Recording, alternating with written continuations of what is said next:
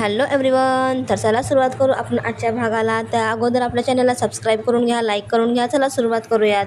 तर आजच्या भागामध्ये ऋषी आपल्या घरी आलेला असतो आणि मग तिथे नयनतारा आणि कामिनी आणि अनिका बसलेले असतात. सगळे एकत्र बसलेले असतात.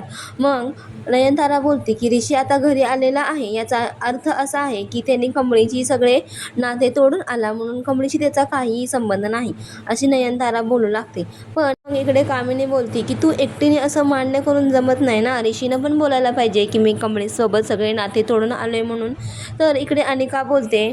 मग ती बोलते नयनतारा आंटी, ऋष कुठे दिसत नाही, ऋष कुठे आहे दिसत, एवढ्या दिवस झालं बोलणं नाही झालं त्याच्याशी, त्या गावछापमुळे मला त्याच्याशी बोलणंच नाही झालं, तर ते कुठे आहे असं नाही अनिका बोलू लागते. मग नयनतारा आंटी बोलतात ॲक्च्युली तो बिझनेस स्टार्ट करतोय, म्हणजे जॉईन करतोय असं बोलती नयनतारा. मग नयनतारा आंटी बोलतात तो ना जरा कामासाठी बाहेर गेलाय.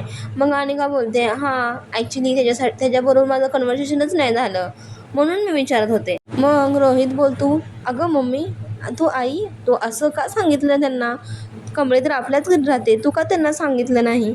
मग नयनतारा बोलते सिरियसली, तुला हे सगळं सांगायचं तुला समजत नाही आहे का.